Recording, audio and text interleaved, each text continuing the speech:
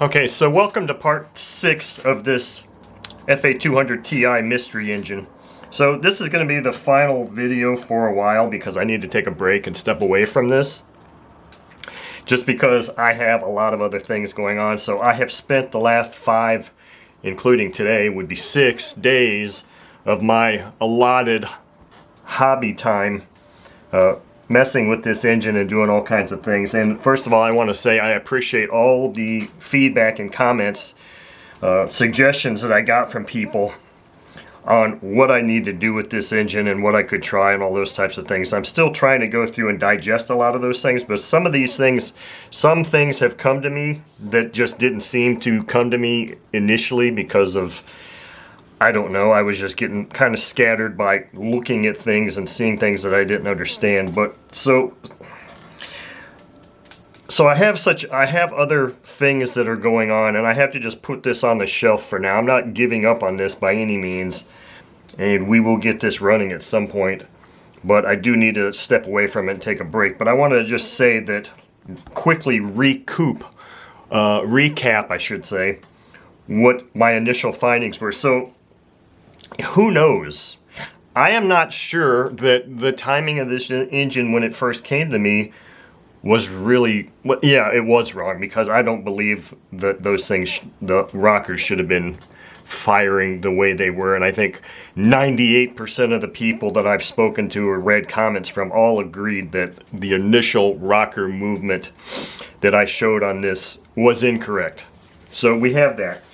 So I think we can all safely assume that it was incorrectly timed for whatever reason. Whoever did it, however it was done, I don't know. But the next big thing that I discovered, and it wasn't until like the second video I don't think that I discovered, was that in that first video it wasn't drawing fuel at all. So, and I was under the impression at that time, that their first video, that it was due to the timing, but I'm not sure that's necessarily the case. And then in that second video, or third, whatever, it's been so long, I don't know, I discovered that the intake manifold for this rear cylinder had that massive crack in it.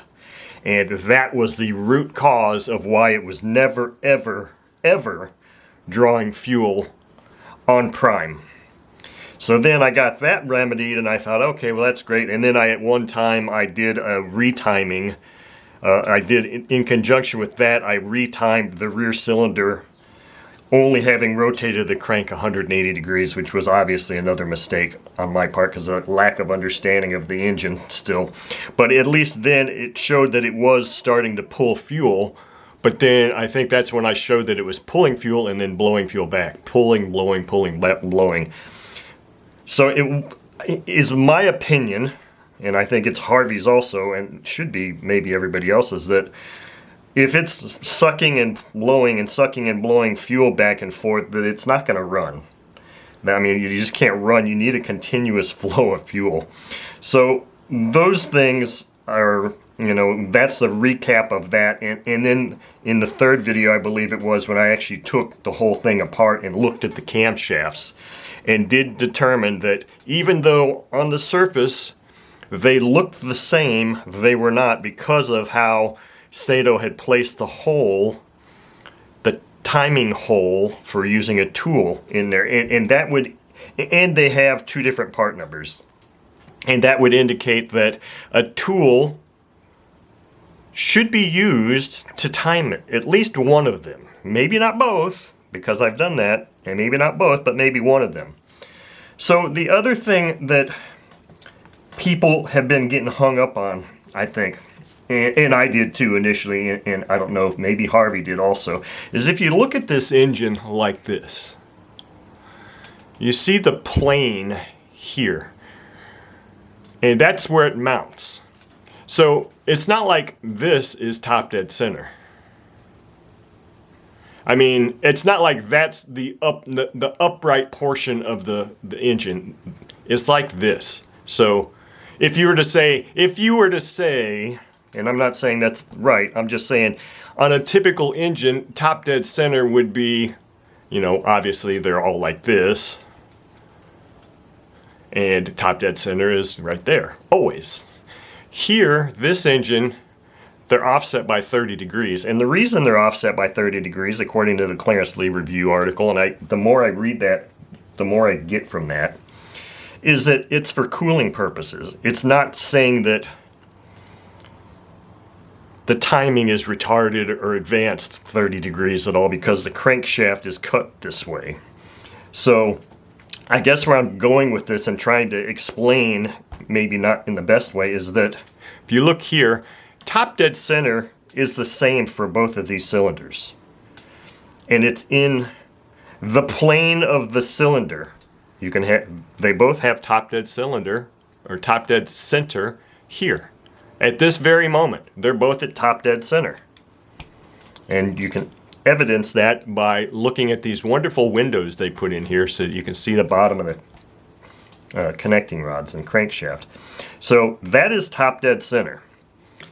Now, when it comes to timing this thing, I am fairly convinced, 98% convinced, that I know 100% convinced that we have two different camshafts.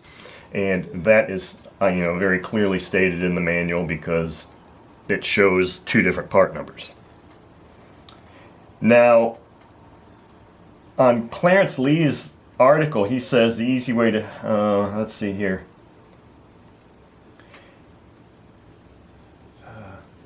He said, I thought I saw something in here where he said that they have the same camshaft, but they don't. I'm kind of looking at my PC here next to me, or MacBook next to me. But anyway, so where I was going with that is there's two different camshafts. And I'm pretty sure that this one is, I don't know, I mean, maybe it's correct, maybe it's not. There's no way to tell the part numbers from these camshafts now that they're obviously installed in the engine. The only way to know the part number and to definitively identify each one would be to buy two new ones, which the one that goes for the FA182, I believe, is this one, front. You could buy that, that's available, but this one I've contacted RC Japan about to see if this is available, and they're like, oh, well, we have to contact Saito and see. So that tells me that it's not. And the one that's supposed to be installed in the rear cylinder does have a Saito. It's a 200 Ti 35 is the part number, SAI 200 Ti 35. So that would indicate that this one is the special one. This one would be the special one. And this one is just a standard one. So I think where I was going with that is in part 2 or 3, wherever I had this all disassembled completely and I was showing you the rotation. So in these 4-stroke engines, somebody enlightened me to this, I didn't really make that connection, is that you have a 2-to-1 ratio. Which means that for every 2 revolutions of this crankshaft, you have 1 revolution of the timing gear completely. And I showed that. I didn't really say that, but I showed it when I had that timing gear sitting there and I was sitting there rotating, and I showed that. And in Clarence Lee's article, it says here, like the cylinders, the crankshaft throws have been spaced 30 degrees apart with the camshaft's time for alternate firing. This results in a firing stroke every revolution of the crankshaft. Every revolution of the crankshaft. So that means it's going to fire one cylinder, 360 degrees. The next 360 degrees rotation, this one's going to fire. So what that actually means is that this one is going to be, what it means is that when you are going to time this, you time this, and then you're going to rotate this 180 or 100 or God, apologies. You're going to rotate it 360 degrees and then time this rear timing cylinder. So that leaves the question. You've got you got 2 timing marks on each of these cylinders, and on this one, and this one has fantastic compression. I think you can just say this one, if we know that the camshafts are in the right location, maybe it doesn't matter, but if we're going under the hypothesis that they're in the right location, it doesn't really matter. Time this one at top dead center using the tool, probably. Well, that's another question. using the tool in the hole maybe, or the line, I'm not entirely sure. All I know is I use the tool. This cylinder has great compression. It seems to operate fine.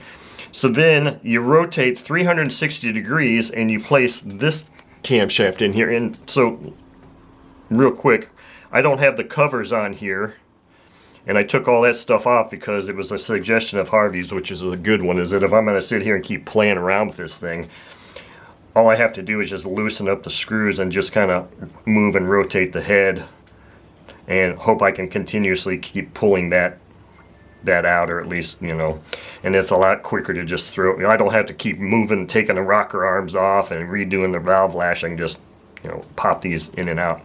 But anyway, so you rotate 360 degrees and time your rear timing, or your rear cylinder. But the question is, do you use the timing dot or do you use the timing line, which is 90 degrees offset from the timing dot? So the next time I do this, and I'm not going to do it today because I'm just really kind of tired of all of this, and I'm tired of feeling the frustration that's been going along with thinking I've got something right and then going down to the garage, putting it on the stand only to find that all the time and effort I just spent on it is not right, and it just is not a really fun feeling to have. So I don't want to keep having that feeling right now. I've got other engine projects I need to move on to. So when I pick this up again, what I'm going to do is I'm going to probably take everything apart again, take it down to where I was at video 3, and start from scratch. Now, do I still use the timing tool here? I have a sneaky suspicion. I'm not entirely sure. And I'll leave this rear cylinder like this so that I can quickly do this. I'm not sure if they intended us to use the tool for both, or if you use the tool, the dot, and then the line. The dot will always line up with the tool. So I don't know. All I can say is that Saito would not have designed this engine so that it was difficult. Even though they chose not to state in the manual how to do this, I can't imagine them making it so that you have to go through all these different permutations. So I think I've boiled it down to, we understand 2-to-1 ratio, 2 crankshaft rotations to 1 rotation of timing gear. This has good compression. Intake manifold is fixed, however it got broke, I have no idea. Leaves timing of the rear cylinder. So that leaves only 2 options here. I'm pretty damn sure we have to rotate 360 degrees from the timing of this, and then you only have to choose. Do you use the dot and the tool, or do you rotate, or do you use the timing line and not the tool to time it?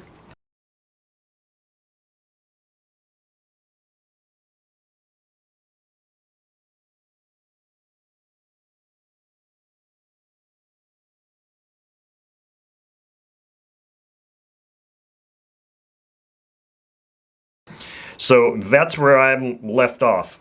But in the meantime, because of all the times I was sitting there sucking fuel into this cylinder, and I was doing it so much that it was actually starting to fill the crankcase up, I am going to actually shut the camera off, flush this thing with some alcohol, let it dry, set it up like this, and maybe just let all this stuff dry. Maybe I'll even disassemble it, I don't know.